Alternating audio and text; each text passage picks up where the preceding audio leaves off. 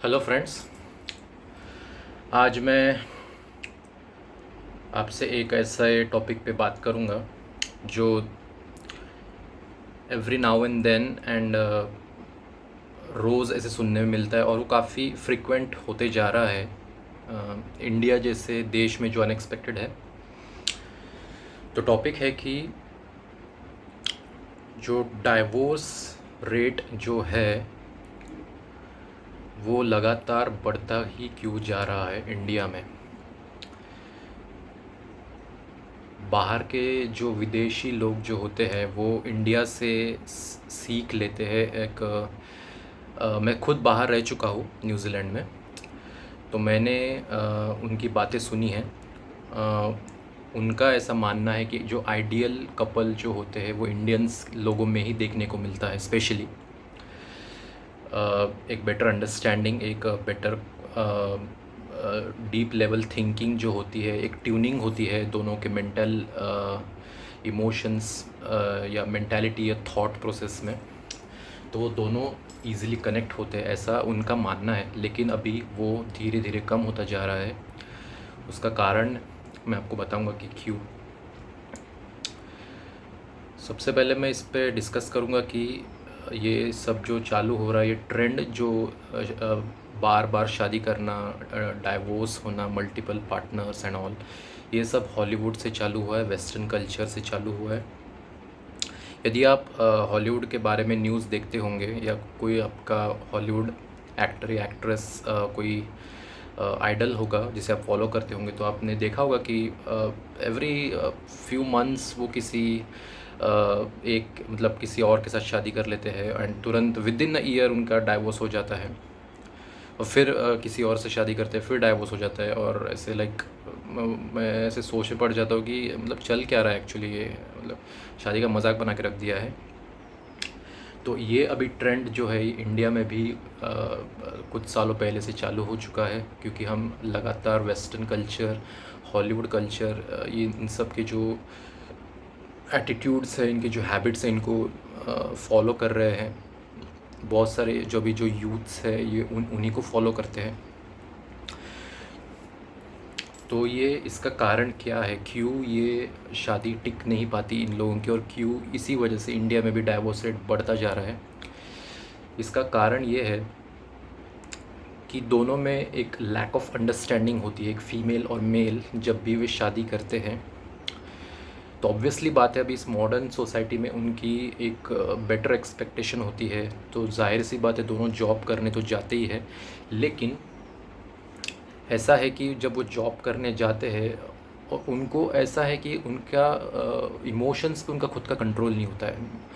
उनके पास हर चीज़ का नॉलेज तो है फिज़िकल वर्ल्ड का, लेट्स से उन्होंने स्टडी किया है, बेटर एजुकेशन लिया है, यूनिवर्सिटी से ग्रेजुएट है, लेकिन बेसिक सा स्टफ़ उन्हें नहीं पता कि इमोशंस कैसे मैनेज करना है, अपने थॉट प्रोसेस को कैसे मैनेज करना है।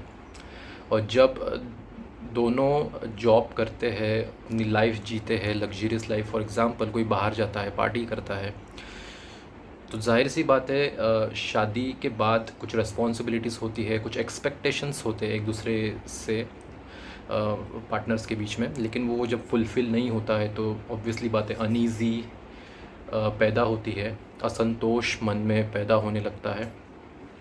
और जब ये over the period of time जब इस पर कोई रेजोल्यूशन या सोल्यूशन नहीं आता है, तब ये अनईजीनेस गुस्से में तब्दील हो जाता है, चेंज हो जाता है ये इमोशन। इरिटेशन, फ्रस्ट्रेशन, एंगर, ये सब में तब्दील हो जाता है। और इसी वजह से फिर फाइट्स होना चालू हो जाते हैं, अब्यूज़ होना चालू हो जाता है, फिज़िकल अब्यूज़, मेंटल अब्यूज़, ये सब चालू हो जाता है। और फिर इवेंचुअली होता क्या है कि वो डाइवोर्स हो जाता है। तो बात कहने की यही है कि नॉलेज तो आपके पास बहुत है, जो भी ये वीडियो देख रहा है और जो भी कपल्स होंगे और किसी में तनाव होगा, तो मैं यही कहूँगा कि आपके पास नॉलेज तो है, नो डाउट आपके पास हर चीज़ का, फिज़िकल वर्ल्ड का, इस पूरे वर्ल्ड का जितना भी नॉलेज है होगा, लेकिन आपको बेसिक सा नॉलेज नहीं है, आपको आपका माइंड का नॉलेज नहीं है, आपको आपके इमोशंस, आपको आपके थॉट प्रोसेस का नॉलेज नहीं है। कैसे उसे मैनेज करना है, कैसे अपने पार्टनर के साथ आपको अपना मेंटल ट्यून इन बिठाना है, कैसे आपको आपके दोनों के बीच में जो फ्रीक्वेंसी है, थॉट प्रोसेस की जो फ्रीक्वेंसी है उसके साथ मैचअप रहना है, दोनों को मैचअप करना है, कैसे आपको अपनी डीपर अंडरस्टैंडिंग बढ़ानी है, ये आपको नहीं पता।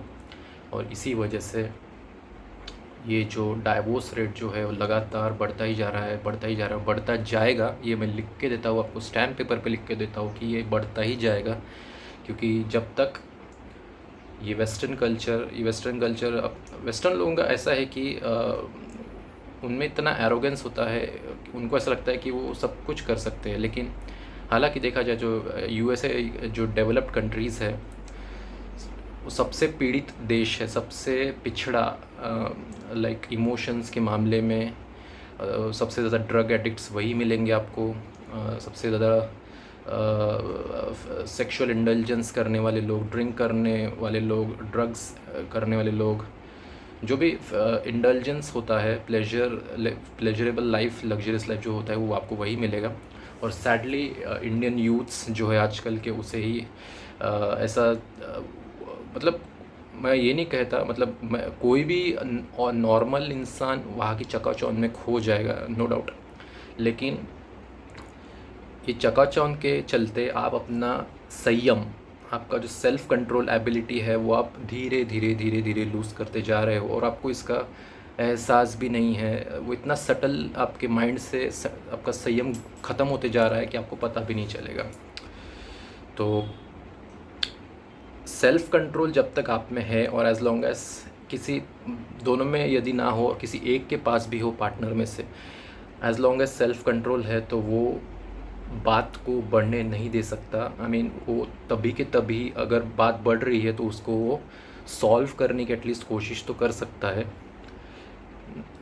लेकिन आप हॉलीवुड में देखोगे तो किसी में देखोगे तो उनमें संयम, उनको पता ही नहीं संयम होता क्या है पहली बात, और उनमें एरोगेंस एंड एटीट्यूड इतना भरा है कि मैं क्यों करूँ, मैं ही क्यों करूँ ऐसा। तो ऐसा एटीट्यूड जब होता है तो ऑब्वियसली बात है उनका ईगो हर्ट होगा, और जब ईगो हर्ट होता है तो फिर सवाल ही नहीं होता। जब ईगो आपके सर पे चढ़ जाता है तब तो बात ही ख़त्म हो गई। मतलब वो आपने गीता में पढ़ा होगा, जब अहंकार, भगवान कृष्ण बोलते हैं जब अहंकार सर पे चढ़ जाता है तो मनुष्य का पतन निश्चित है, ऐसा उन्होंने कहा है। और यही आजकल देखने को मिल रहा है, उनकी लाइफ बर्बाद होती जा रही है, बर्बाद हो चुकी है, होती नहीं जा रही, हो चुकी है। जस्ट वो इसी के कारण फिर ये डिप्रेशन एंड ऑल, ये सब मेंटल इलनेस से वो जूझ रहे। हंसने वाली बात ये है कि योग को तो वो फॉलो करते हैं बहुत ऐसे बढ़ चढ़ कर, जैसे विल स्मिथ जैसे एक्टर हो गए, बहुत सारे जो एक्टर्स है वो ट्रांसेंडेंटल मेडिटेशन को फॉलो करते हैं, बहुत लोग हिंदुज़म स्पिरिचुअल प्रैक्टिसेस को फॉलो करते हैं। लेकिन ऐसा लगता है उनको देख के कि उनके मन में अभी तक उस टॉपिक की गहराई अभी तक उनमें चली, मतलब उन्होंने ग्रास्प नहीं किया उसे अभी एकदम डीपर लेवल तक। यदि किया होता, काफ़ी टाइम से वो योग मेडिटेशन एंड ऑल ये सब फॉलो कर रहे हैं, यदि वो सच में उनको ग्रास्प हुआ होता तो उनकी ऐसी दशा अभी तक नहीं होती, काफ़ी सुधार देखने को मिलता। लेकिन सैडली इतना प्रोपागेंडा वो करते हैं, योग ये सब फॉलो करते हैं, और वो मूर्ख तो है ही है, उनके फॉलोअर्स भी मूर्ख है, वो तो महामूर्ख बोलूँगा मैं कि उनको फॉलो करते, मूर्ख को फॉलो करने वाला महामूर्ख ही होगा, मैं ऐसा बोलूँगा। तो उनको देख के आप उनकी हैबिट्स आप अपने अंदर ले रहे हो, आप अपना सेल्फ कंट्रोल खो रहे हो, और इवेंचुअली जो नहीं होना चाहिए, जो अनफॉर्चुनेट सिचुएशन नहीं होनी चाहिए, वो आप अपने आप को ही अपने लाइफ में न्योता दे रहे हो। यही ब्रेकअप का कारण होता है कोई भी रिलेशनशिप में, कोई भी मैरिड लाइफ में ऐसा कपल। बस it's about better understanding, it's about not losing your self control, it's about better management of your emotions। मैं यही कहूँगा जो कि सबसे इम्पॉर्टेंट है। Knowledge is good, no doubt, knowledge होना बहुत आवश्यक है, बट उससे भी सबसे ज़्यादा इम्पॉर्टेंट क्या है, सेल्फ नॉलेज होना, उसका लाइफ में होना, अपने माइंड में उसकी अच्छी तरह से स्थापना होना, उसको अपने लाइफ में हर मोड में उसको फॉलो करना, यही सबसे बड़ा पॉइंट है। Self knowledge is always greater and much greater than the knowledge of any kind, ऐसा बोलूँगा।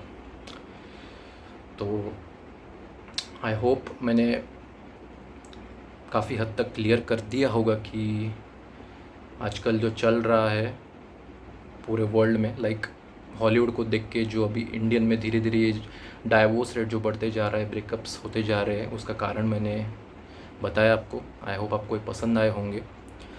तो प्लीज़ मेरा चैनल सब्सक्राइब करना मत भूलिएगा। मेरे चैनल का नाम श्री कृष्णा है। मैं ऐसे ही अलग अलग टॉपिक्स पे शंख रिलेटेड एंड ऑल और भी कोई अदर स्पिरिचुअल टॉपिक्स पे डिस्कस करते रहूँगा। तो मिलते हैं अगले वीडियो में एक नए टॉपिक के साथ। Thank you so much and जय श्री कृष्णा।